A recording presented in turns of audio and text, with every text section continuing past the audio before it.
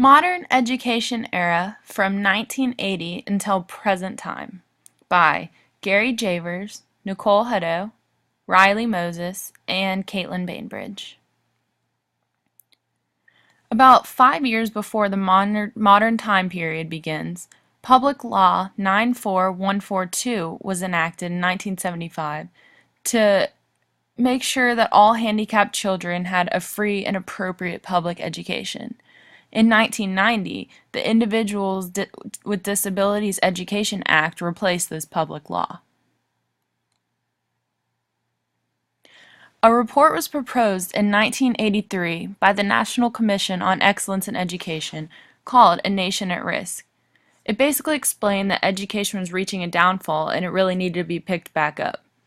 This report set the basics for a college preparatory model for high schools, and they made 5 recommendations, including the 5 new basics, which were English, math, science, social studies, and the new one, computer science, which is important in this era because it shows the effect of technology.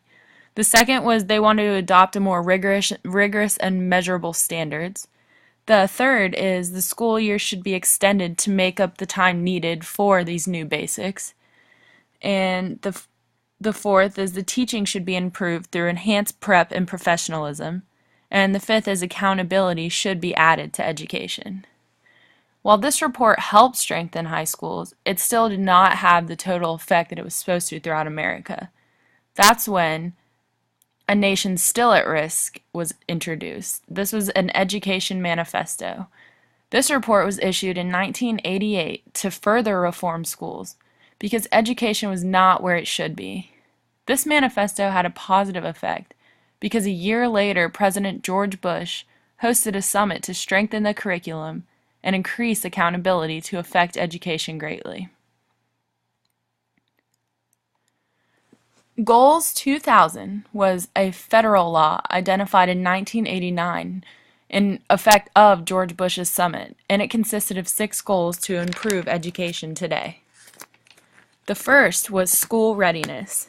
This was by the year 2000, all the children in America should start school ready to learn.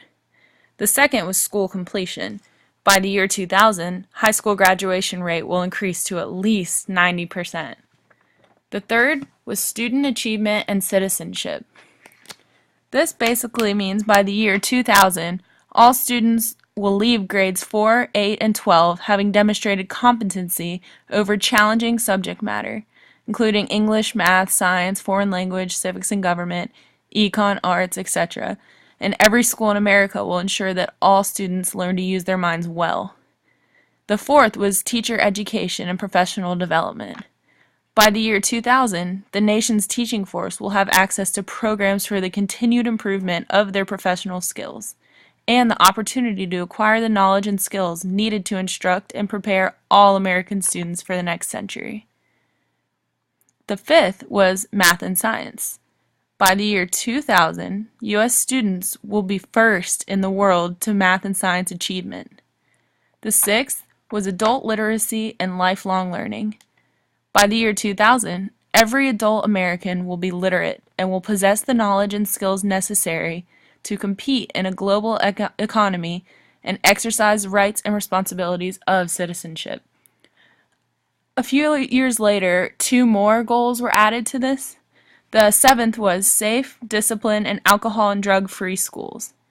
This one was by the year 2000, every school in the U.S. should be free of drugs, violence, and presence of firearms and alcohol, and will offer a disciplined environment conducive to learning. The 8th was parental participation.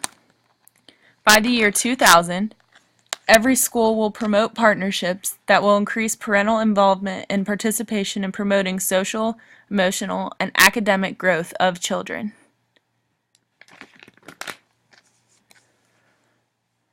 The Individuals with Disabilities Act was the act that replaced Public Law 94142 in 1990. It states that students with special needs must receive a full and appropriate education.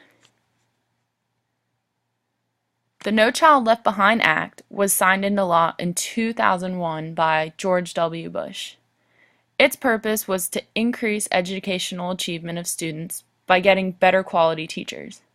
It was based on four primary objectives: stronger accountability for results, more choices for parents and students, increased flexibility and local control, and an emphasis on teaching methods that have been proven to work. Starting in the 1980s, there was a sense of excitement in the air with much to celebrate because all children were enrolled in school and all children were included and able to attend without segregation. Over 85% graduated, with a majority of them went to college. The curriculum included basics of English, math, science, and social studies. Computer science was added into the schools to be taught in order to prepare for the business world. The basic elements of education are taught by the teachers in order to provide the necessary basic information for the students to become educated in. Computer science is beginning to be taught in order to keep up with the current technology in today's society. That's important in this era because technology is growing and growing and students are trying to keep up. Teachers prepared for the lessons they would teach. In early years, teachers were not as educated and not as prepared in order to teach the students to the best of their potential, as we start to see now. The use of technology is huge in today's education, and globalization is a hot topic and will continue to be as we compete for jobs.